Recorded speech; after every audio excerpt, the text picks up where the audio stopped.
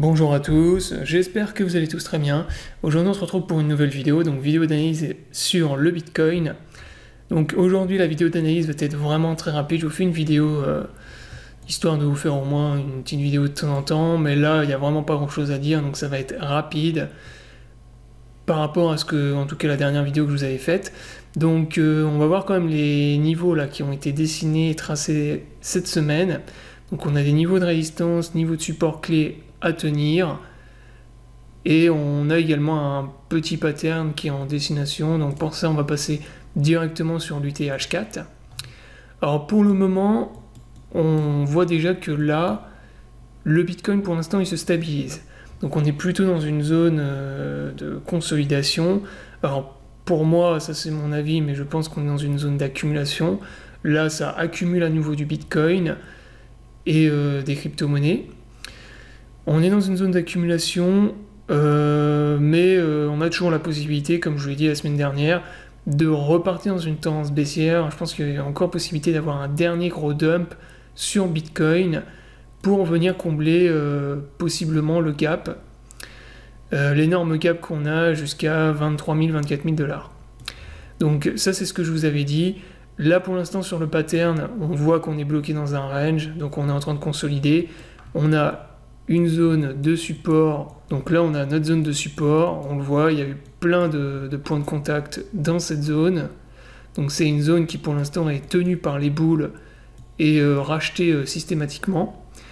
Et inversement, on a une zone de résistance au niveau des 32 000, 32 200 $. Et là, c'est la zone de résistance qu'il faut réussir à franchir pour valider en fait un retournement de la tendance. Donc la zone en rouge ici, la zone en bleu ici, on est bloqué dans un range pour le moment. Donc il n'y a rien de plus à dire.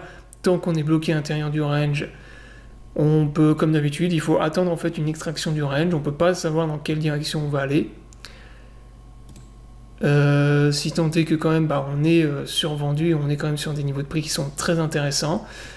On a aussi un pattern, j'ai vu là si je prends en fait le bout de la mèche ici et que je trace une ligne de tendance, on voit qu'on a quand même une ligne de tendance ici qui est tenue, mais qui depuis ce matin est en train d'être cassée. Donc bon, cette ligne de tendance, elle avait de la pertinence encore hier. Maintenant je pense que voilà, elle est break, donc ça sert plus à rien de la tracer. Maintenant le plus important c'est vraiment le niveau de support ici qu'il faut maintenir pour les bulls. Comme je vous l'ai dit, c'est 28 000 $, 28 500, toute la zone ici. Et pour les bears, en fait, pour repartir bull, il faut réussir à repasser au-dessus de ce niveau. Donc là, c'est le range qu'il faut surveiller. Et si on a il faut surveiller, comme d'habitude, l'extraction du range. Si on casse la zone de support ici, moi je m'attends à nouveau à une grosse tendance baissière et un gros dump sur Bitcoin. Donc avec Bitcoin qui va repartir dans une tendance baissière. Au mieux du mieux, on va venir faire un double bottom, je pense, vers les 26 000, 25 000. Et possibilité même de venir jusqu'ici pour venir combler le gap. Et inversement, si on arrive à repartir dans une tendance haussière, donc là on a à nouveau des acheteurs, c'est à nouveau racheté, on repart tester le haut du range et que plus tard on le break, et on repartira dans une tendance bull. Donc voilà en gros les niveaux clés et ce qu'il va falloir surveiller pour les semaines à venir. Donc extraction du range, comme d'habitude, le plus important. Tant qu'on n'a pas une extraction du range, on ne peut absolument pas savoir quel sera le prochain gros move sur le marché. Donc il faut attendre cette extraction. Si jamais on break vers le haut et vous n'êtes pas encore positionné, ce sera une belle opportunité de repasser longue. Et inversement, si on break vers le bas, si vous êtes bull, ce sera une belle opportunité également d'accumuler à nouveau des cryptos et possiblement de mettre un short. Bon, le short sera très risqué. Moi personnellement, je le mettrai pas parce que là, on est sur des niveaux de prix qui sont beaucoup trop bas pour commencer à lancer un short.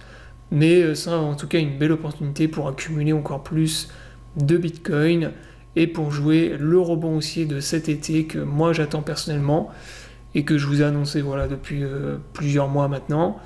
Donc moi je suis toujours bull pour cet été, je vous dis juillet, août, peut-être même avant, tendance bullish sur Bitcoin et sur les cryptos. Sauf, bien évidemment, on va dire, s'il arrive un truc vraiment très très grave à l'échelle internationale, donc énorme crise ou, je sais pas, conflit direct avec la Russie, un truc du genre. Vraiment, il faudra un truc très très grave, mais pour moi en tout cas cet été, je suis bullish. On est sur des niveaux de prix qui sont intéressants là. Voilà, donc la vidéo est terminée, j'espère qu'elle vous aura plu, donc je vous invite à vous abonner à la chaîne pour ne pas rater les prochaines vidéos. Je vous souhaite à tous une bonne journée et à bientôt pour une prochaine vidéo.